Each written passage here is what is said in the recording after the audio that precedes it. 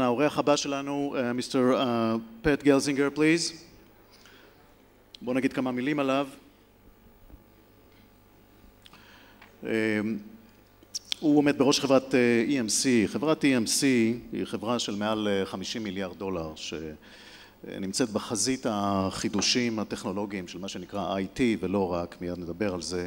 כמהנדס הוא עשה שנים רבות אפילו. I'm saying nice things about you in Hebrew.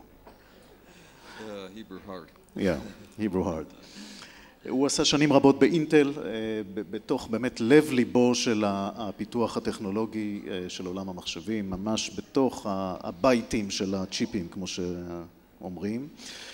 הוא גם אב ל4 ילדים, ומקפיד לנהל אורח חיים נוצרי, ועל השילוב של הכל הוא גם כתב ספר, גם על זה נדבר איתו. Thank you for coming. Thank you. Well, I guess for you, can I call you Pat? Pat. For you, Pat, I understand it was either milking cows or computers, right? That's right. Computer chips or cow chips. How come? Yeah. Well, I was born and raised in the farming area of Pennsylvania. My father was the 8th of 9 children, and Grandpa helped son number 1, son number 2, daughter number 1 buy farms. And they all have farms, and got down to my father at number 8 and said, that's enough farms in the family, just work with your brothers. So as I grew up, that was great. And then, of course, without a farm, what's a farmer? So I had to find another career, right? And without a farm, right, I ended up picking computer chips instead of cow chips. And it's worked out pretty good. You don't miss the farm? I love the farm, but it's a hard life.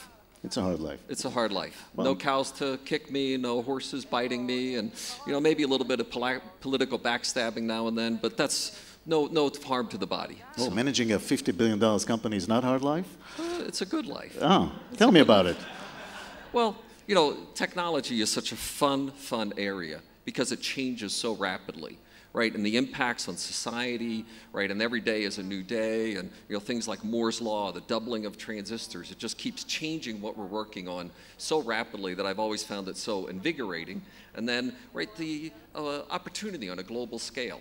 Everybody is interested in technology everywhere you go, right, on the planet. So it's been both interesting globally, right, as well as an interesting field in and of itself. On the other hand, you can wake up one day and you're gone. Oh, that's part of the fun.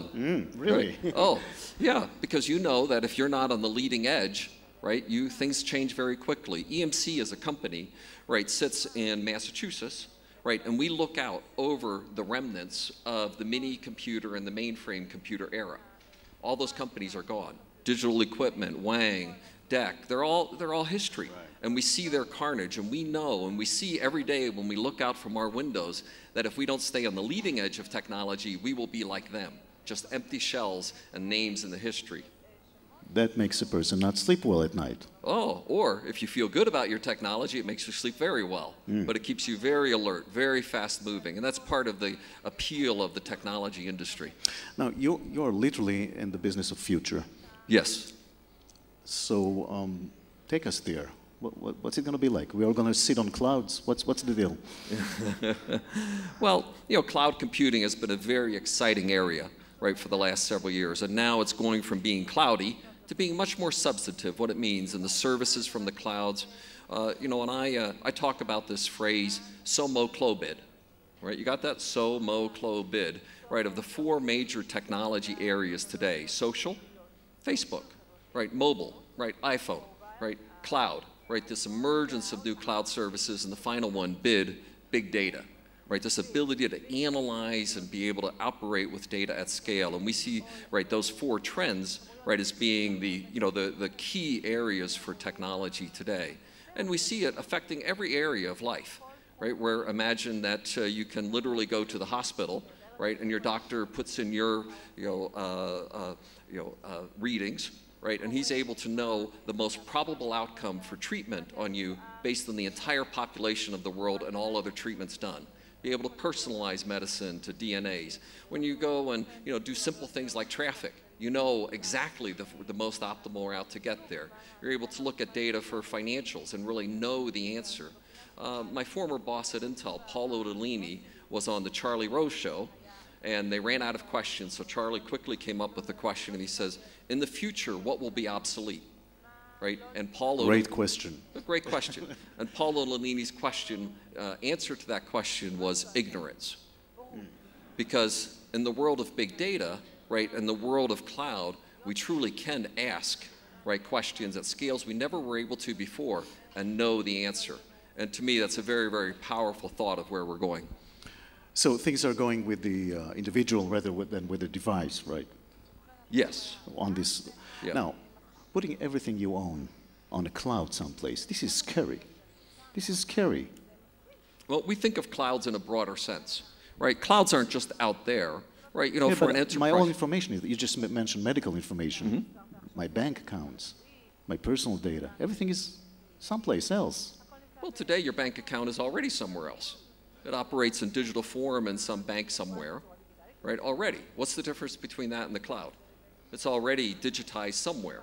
And the question is, of course, not that that information becomes digital, right, that it becomes part of the global internet. It's how it's managed, right, how it's protected, how it's secured, how it's encrypted. Those are the key questions that need to get asked. And, you know, for EMC, you know, one of our key areas of focus is, in fact, trust. And trust in the cloud. And here in Israel, one of our key assets here is our RSA division, the security division for us, who is uniquely focused on exactly that problem. Exactly how can we enable trust in the cloud? How can we secure information, keep it private, and allow the anonymization of data even though we're performing these analytics, right, against all the data on the world? And yet every morning you wake up and you hear that somebody stole thousands of names and numbers from somebody. And I'm saying again, this is a little bit scary. Well, it's scary, but we've moved from, you know, physical theft, right, to digital theft, right? And, you know, technology is neutral, right? Technology is neither good nor bad. And then it's a question of how it's used. And every day we introduce a new technology, there's great new uses for that technology, but then there's also bad people, right? And bad people have always existed, and they're out to take that same technology and use it in ways that are inappropriate. So we're always racing to come up with new technologies that protect and improve and enhance society at the very same time thwarting the threats of those who are stealing passwords, are taking and stealing digital credentials. Let's switch a little bit to your book. The Juggling Act. Yes. Right? Bringing balance to your faith, family, and work. You must have had a good reason to write this book. Yes, Why? yes. When I first started at Intel, I started at Intel at 18 years old. I had a sort of a Cinderella career. I skipped my last year and a half of high school, and Intel hired me as a technician. I got my associate's degree, so I started at 18 years old. And part of the reason I started for Intel was they allowed me to go to school and work. And they paid for all of my school, so I got my bachelor's at Santa Clara, master's at Stanford, was working on my PhD at Stanford. All the time I was working full-time. So full-time school, full-time work. Then I met a young lady, right, she, anyway. And we got married and had children. So I was full-time work, full-time school, and full-time family. And that was the period of my life from 20 to 30 that I learned my juggling act, right, and how to manage those pressing demands of all three of those. And out of that came the principles, right, of the juggling act and resulted in writing the book. And many, many people have found in our world where you're 7 by 24 and the pace seems to ever be quickening, right, of how we live, that they lose priority, right? It ends up being work, family, faith, as opposed to faith, family, work. And they find that they're, right, living to work as opposed to working to live. Now, family and work, we can relate to that. Everybody struggles with that. Faith. Talk to me about faith. Yeah, well, in a place like Israel, there should be no question, right? Yeah. There's always a question here. But I myself am an evangelical Christian, right? And, you know, as I go around the world, you know, every culture, every community somehow has something that binds them together, you know, that's bigger than just the facts and the figures, right? And to me, that is a bigger picture of faith. And I'm of Christian faith, and I've always enjoyed, and this is my 54th trip to Israel, right? So,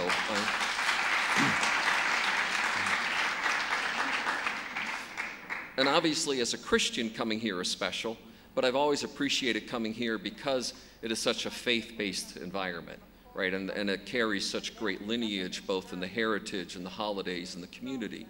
And when I think of the subject of faith, family, work, right, it always is having those priorities transcending all others, because we're here for a much greater purpose than just making EMC or Intel successful.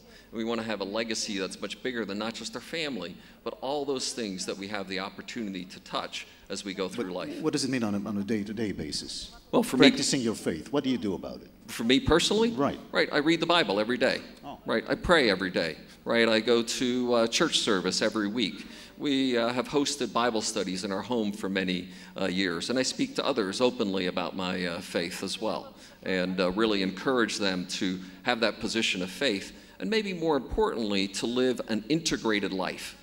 That you're the same person in the synagogue, in the marketplace, in the workplace, and in the home place, and that you're not different in those places. You're the same person all the time.